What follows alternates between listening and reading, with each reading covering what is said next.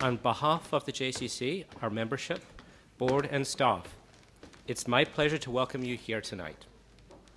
The Jewish Community Center of Northern Virginia is dedicated to offer quality programs, activities, and services to our diverse community to emphasize Jewish culture, identity, and values for people of all ages and backgrounds.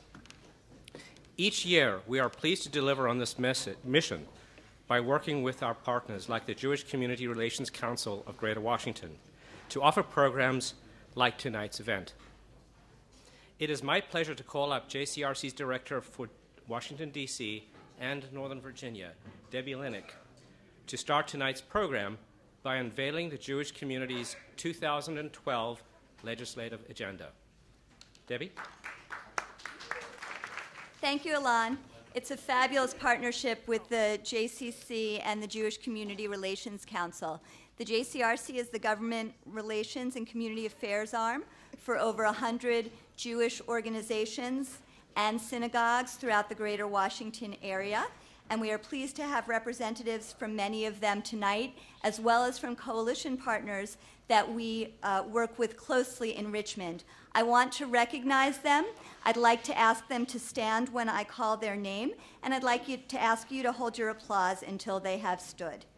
I know that I've seen Sant Gupta here today from the Indian American and Hindu community. Jeannie Nguyen, we are expecting from Voices for Vietnamese Americans. Holly Coy, Trey Eggleston, Trieste Lockwood. Sant, I'm going to ask you to remain standing for your applause. You've earned it. From the Virginia Interfaith Center for Public Policy, joining us here today from Richmond. Sandy Barmack, former president of the Jewish Community Center of Northern Virginia and the liaison in Northern Virginia today from the Jewish Federation of Greater Washington. David Gamzee, the executive director for our Jewish Council for the Aging. Honey Nashman, the vice president for Jewish Foundation for Group Homes, with 3 homes, a third one just purchased in Northern Virginia for disabled adults. Jody Harberger from Israel Bonds. Mel Chaskin, the CEO for the Virginia Israel Advisory Board. His executive director couldn't be here today because he's busy working and just making his way back from Israel. I'd like you to give them a round of applause and thank them for being here.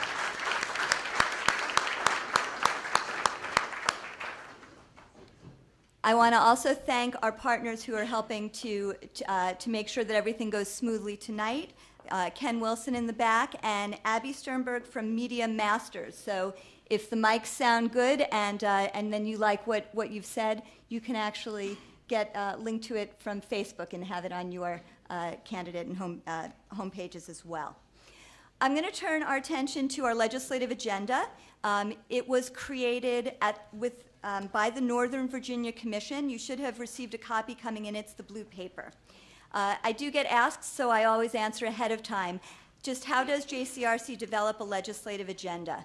We have a board that has, by bylaws, representatives from each of the 4 Orthodox, Conservative, Reform, Reconstructionist, and several of our Jewish agencies represented as we develop overarching positions on policy issues that are critical to the day, where a faith voice and the Jewish voice of faith could really benefit the public policy discussion.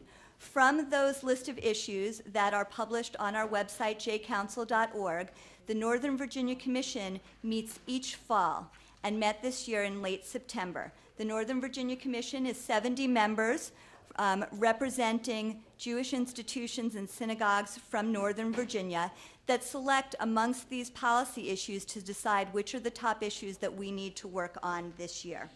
And so the top issues, as decided upon by the Northern Virginia Commission on behalf of the Northern Virginia Jewish community, are as follows. We are looking to, again, make sure that we are caring for Virginians and caring for Virginia's environment.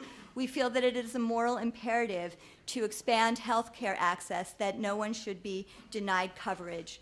We applaud the General Assembly and the governor last year for instituting a Virginia health reform body that would deliberate on how the Commonwealth will set up health care exchanges. We feel that those exchanges must have a consumer voice, that they must have criteria for quality and cost containment. We feel that there must be consideration that a basic health program option be provided for those at certain levels below the poverty line. And we feel that consideration should be given to being able to provide long-term care options in the future. We also feel that while we care for our citizens, it is also essential that we care for God's creation and the environment. And as we do that, we look to the Jewish community looks to see that we wean ourselves from foreign sources of oil and fossil fuels that are provided from unstable regions of the world.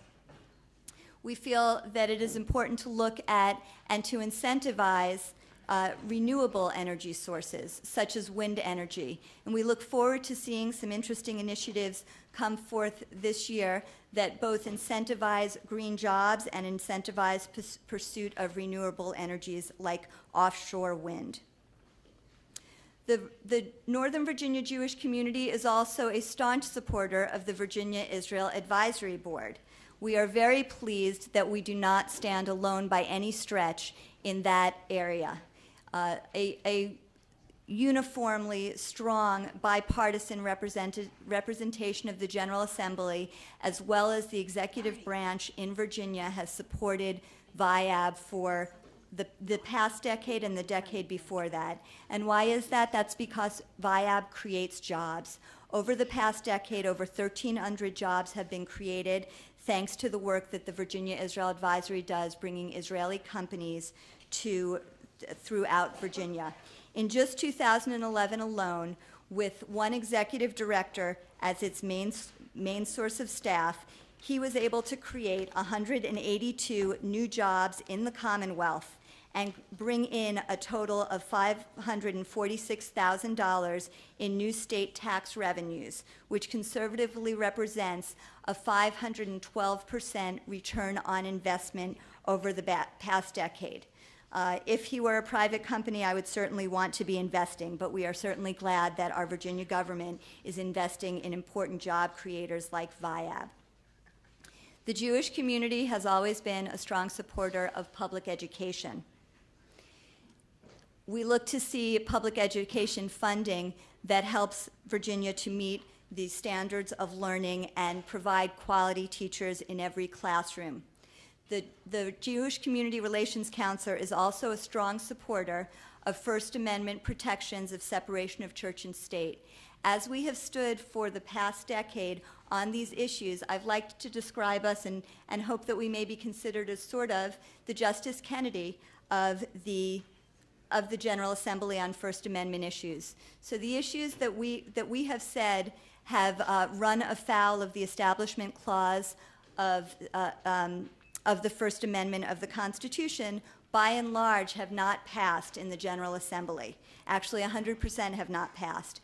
When we saw a bill introduced by Delegate Lingenfelter several years ago for a Religious Freedom and Restoration Act, we knew that that was a bill that indeed did pass muster in terms of First Amendment protections.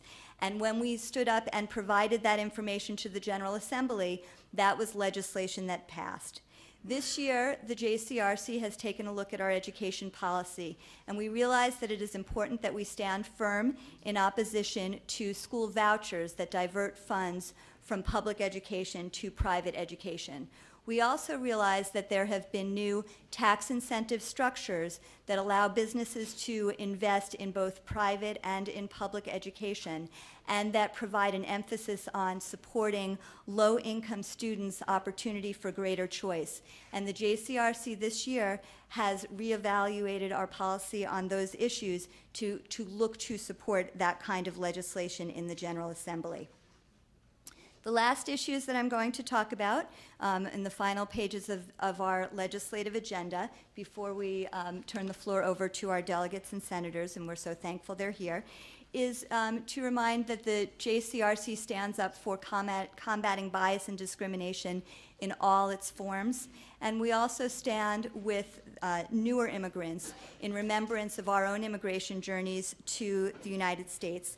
And we stand for separating myth from reality in terms of the contributions that immigrants bring. While it is important to protect our borders, it is also important to provide vital services to Virginia's residents. And regardless of status, health and education services are critical services for all individuals, and we would certainly not want to see an underclass created in the Commonwealth.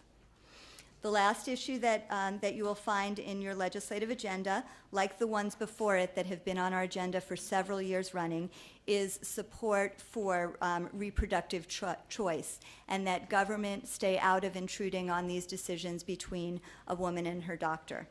As I turn the floor over to our esteemed Northern Virginia Commission co-chairs, Stephen David Stone and Cookie Heimer Blitz, I look forward to their introductions of the delegates and senators, their comments on our legislative agenda, and their comments on their top priorities coming up in 2012. Cookie, Steve, if you could just join us now. Thank you.